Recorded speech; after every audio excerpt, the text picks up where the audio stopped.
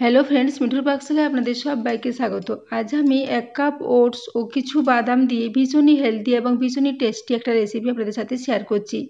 এই জন্য প্রথমে মেজারিং কাপ মেপে 1 কাপ পরিমাণে ওটস নিয়ে নিয়েছি। এদিকে একটা মিক্সিং জার নিয়ে নিয়েছি, তাতে প্রায় 1/4 কাপ পরিমাণে এখানে বাদাম নিয়েছি। এখানে আমি আমন্ড বাদামের ব্যবহার করেছি। তো বাদামটাকে খুব ভালো করে একটু গুঁড়ো করে এর সাথে মিশিয়ে দিলাম এবং কিছু কিছু বাদাম গোটা গোটা রয়েছে, এগুলো খাওয়ার সময় মুখে পড়লে ভীষণই ভালো লাগবে, এই জন্য কিছু কিছু বাদামকে গোটা গোটা রেখেছি। তো এরপর বাদামটা দিয়ে এই ওটসের সাথে মিশিয়ে খুব ভালো করে আগে শুকনো অবস্থায় একটু মিশিয়ে নিচ্ছি। এরপর এখানে 1/2 কাপ পরিমাণে দুধ নিয়েছি।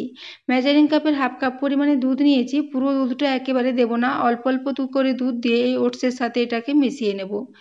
এই ওটসের মিশ্রণটা একটু শুকনো শুকনো করে তৈরি করতে হবে, খুব বেশি পাতলা করে তৈরি করলে চলবে না। তো সেই জন্য দুধটাকে অল্প অল্প করে দিচ্ছি আর এটার সাথে মেখে নিচ্ছি। তো বন্ধুরা, আমি আজকে একটা ভীষণই হেলদি রেসিপি আপনাদের সাথে শেয়ার করেছি। এই রেসিপিটা যদি আপনাদের ভালো লেগে থাকে তাহলে অবশ্যই চ্যানেলটি সাবস্ক্রাইব করে আমার পাশে থাকবেন এবং পাশে থাকা বেল আইকনটি অবশ্যই প্রেস করে রাখবেন, তাহলে আমি যে কোনো নোটিফিকেশানই ছাড়ি না কেন তার সবার আগে আপনার কাছে পৌঁছে যাবে। তো ওটসটাকে ওখানে ঢাকা দিয়ে রেখে দিলাম 5 মিনিটের জন্য। এদিকে আমি একটা মিডিয়াম সাইজের আপেল নিয়েছি, আপেলটাকে একটু কেটে নিচ্ছি। তো এই মাঝের অংশটাকে মধ্যিখানে রেখে সাইডের অংশগুলোকে একটু কেটে নিচ্ছি।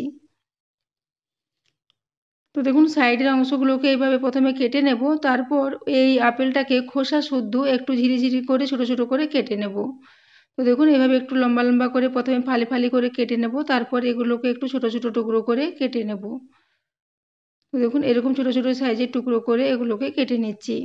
তো বন্ধুরা, আজকের এই রেসিপিটা যদি আপনাদের ভালো লেগে থাকে তাহলে অবশ্যই বন্ধুদের সাথে একটু শেয়ারও করে দেবেন এবং রেসিপি পছন্দ হলে একটা লাইক করতে ভুলবেন না।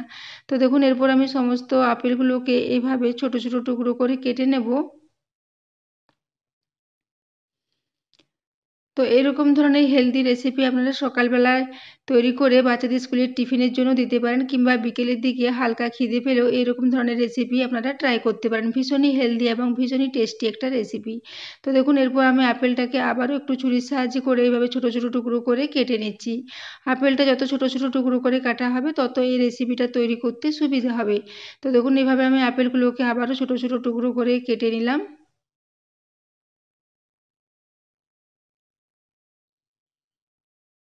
খুব ভালো করে এইভাবে ছোট ছোট টুকরো করে কেটে নিচ্ছি।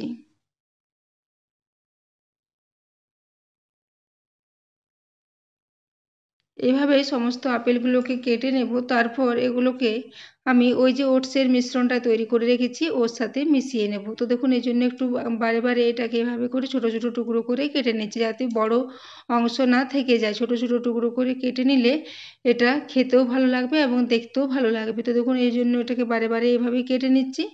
তো বন্ধুরা, এই রেসিপিটা আপনাদের কেমন লেগেছে অবশ্যই কমেন্ট করে জানাবেন। তো দেখুন, এইভাবে এটাকে রেডি করে নিয়েছি। এদিকে যে ওটসের মিশ্রণটাকে ঢাকা দিয়ে রেখেছিলাম, 5 মিনিট পরে ঢাকাটা খুলে নিয়েছি। এরপর আমি এই যে আপেলগুলো কেটে নিয়েছিলাম ছোট ছোট টুকরো করে, সেই আপেলের টুকরোগুলো পুরোটাই এখানে দিয়ে দিচ্ছি। পুরো আপেলটাকে দেওয়া হয়ে গেলে একটা চামচের সাহায্যে খুব ভালো করে এটাকে মিশিয়ে নেব। তো দেখুন, চামচে করে খুব ভালো করে এটাকে মিশিয়ে নিচ্ছি। মিশ্রণটা দেখেই বুঝতে পারছেন মিশ্রণটা অনেকটাই শুকনো শুকনো আছে। এরকম একটা শুকনো শুকনো ধরনের মিশ্রণ আমাদের তৈরি করতে হবে। তো এখানে আমি মিষ্টির জন্য আখের গুড় ব্যবহার করছি। 1 টেবিল চামচ পরিমাণে এখানে গুড় দিয়ে দিয়েছি। গুড়টা দেওয়ার পর এখানে দিয়ে দিচ্ছি প্রায় 1/4 চা চামচ পরিমাণে একটু বেকিং সোডা। ওই সাথেই দিয়ে দেব খুবই অল্প পরিমাণে একটু লবণ। লবণ দিলে যে কোনো রেসিপির একটু টেস্টটা ব্যালেন্স হয়, সেজন্য একটু সামান্য লবণ দিয়েছি। এরপর সমস্ত কিছু দিয়ে হাতে করে এটাকে মেখে নিচ্ছি।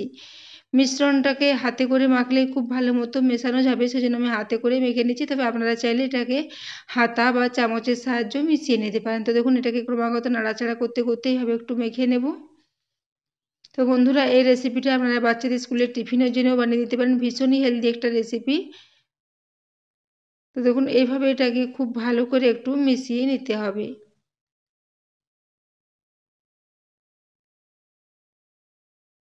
তো এইভাবে নাড়াচাড়া করতে করতে সমস্ত কিছু খুব ভালো করে মিশিয়ে নেব। তো দেখুন, এটা এখন খুব ভালো করে মেশানো হয়ে এসেছে।